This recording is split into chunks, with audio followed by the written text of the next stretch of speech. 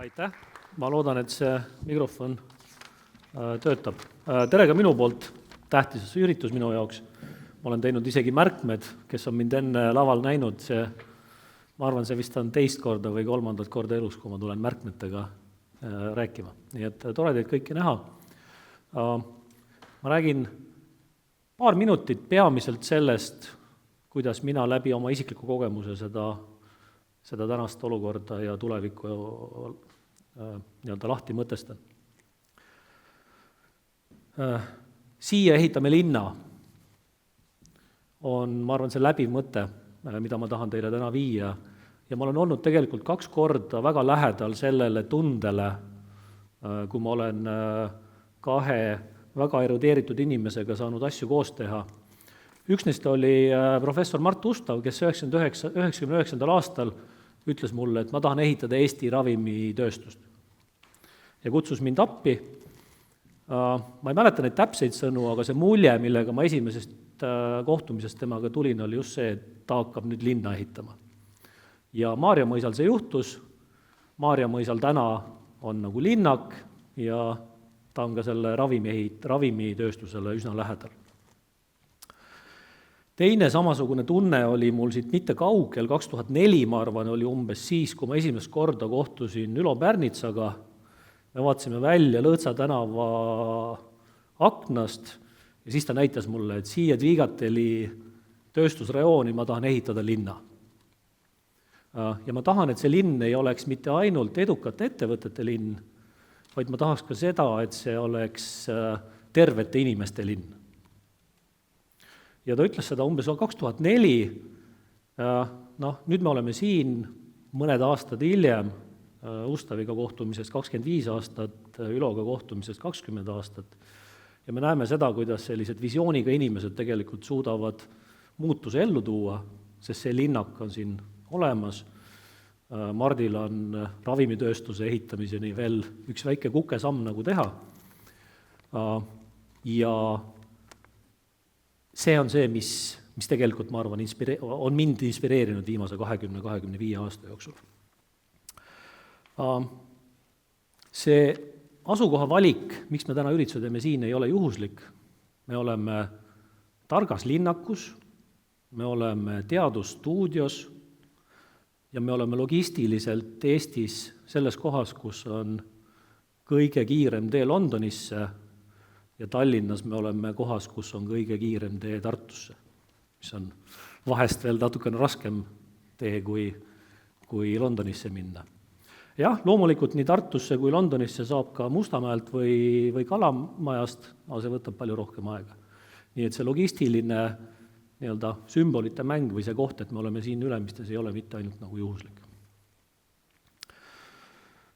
Jah, nagu Silla ütles, et päike paistab, aga kui ma vaatan tervisetehnoloogiat, siis ma tegelikult ütlen seda, et tegemist on kas kujundlikult täiusliku tormiga või tuumatalvega. Ükskõik kumba paralleeli te tahate nagu kasutada. Et see, mis toimub globalismi järgses multipolaarses maailmas, see, mis toimub tervishoiusüsteemides, kui me proovime ikkagi veel välja saada sellest pandeemia-aegsest ravikorraldusest, kui me paneme siia juurde tehisaru arengu, mis põhimõtteliselt muudab peaaegu võimatuks aru saada sellest, kui kiiresti muutuvad ärimudelid. Kui me liidame siia veel selle finantsturgude turbulentsi, mis on väga kõvasti rappinud kõikide maailma riikide tervisetehnoloogiate või üldse idusektori finantseerimisskeeme, siis ma ütleks, et me oleme selle tuumatalve või täiusliku tormi keskmes. Paneme veel siia juurde rahvastiku vananemine, paneme siia juurde kliimamuutused. Need 2 viimast teemat tegelikult mõjutavad väga palju seda, kuhu läheb tervisesüsteemis raha, ehk millistesse haigustesse inimesed haigestuvad või milliste haiguste ravimiseks süsteemis raha vaja on. Ja nüüd kogu sellest täiuslikust tormist peavad siis need väiksed laevukesed ettevõtjad kuidagi navigeerima. Me tahame, et nad edasi liiguksid, nad vahest peamiselt mõtlevad selle peale, kas nad nagu ellu jäävad või et nad ära ei upuks.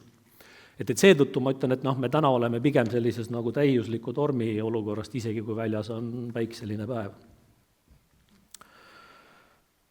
Meil fondis on üks motodest, et it takes a village to invest in a health tech startup.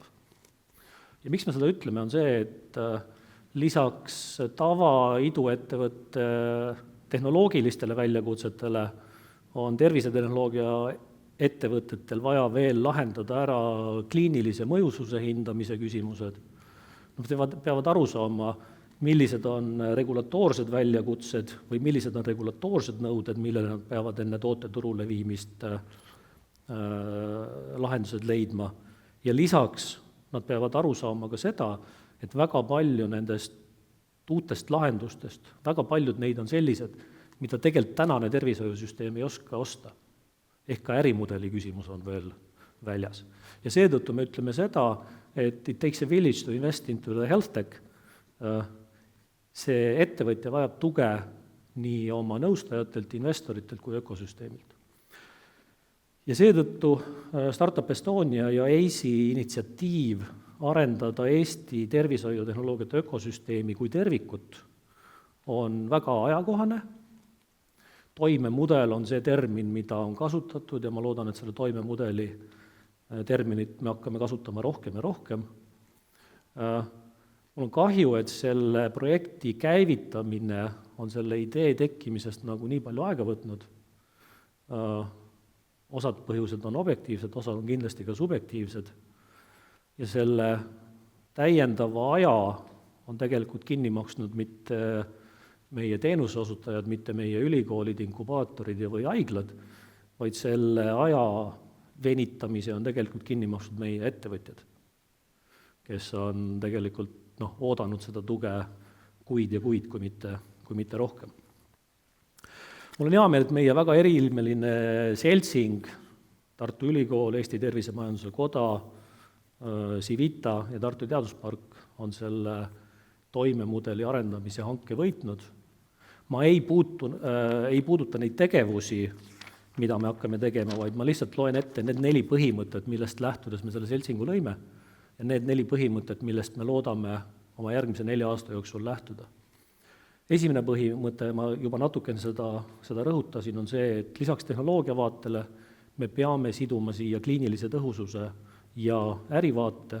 Ei ole mõtet tervisetehnoloogiates arendada tehnoloogiaid sõltumatult sellest, kuidas seda müüa ja kuidas seda kliinilist mõju hinnata. See on esimene põhimõte. Teine põhimõte on koosloome. It takes a village to invest into health tech. It takes a village for the ecosystem to support the health tech.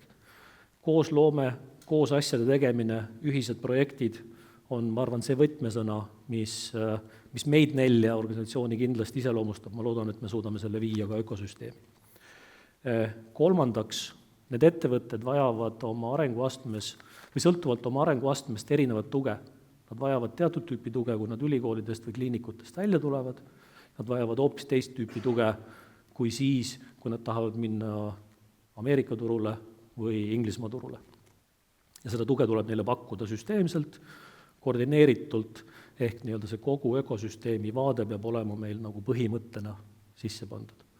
Ja 4. põhimõte, millest me lähtume ja mis on tegelikult olnud Eesti Tervisemajanduse Koja ja Health Foundersi nagu algne põhimõte, meie ürginstinkt, kui te nii tahate, on praktikule mõtteviis, õlg-õla kõrval liikumine ja ettevõtetelt info andmine teistele ettevõtetele. Kui minu käest nüüd küsitakse, et kuidas me saame aru, kas me selle projekti eesmärgi oleme täitnud või ei ole, siis mina enda jaoks olengi selle niimoodi lahti mõtestanud, et kui me 4 või 10 aasta pärast ütleme, et neid põhimõtteid meie ökosüsteemi osalised kasutavad või nendest põhimõtetest lähtudes ökosüsteemi arendatakse, siis mina olen selle nagu projekti tulemusega rahul. Ehk täna on selle ürituse või selle projekti avaüritus ja lühidalt öeldes, et vaat sellist linna me tahamegi nüüd ehitada. Nii et tänud mulle selle esimese 5 minuti eest ja aitäh!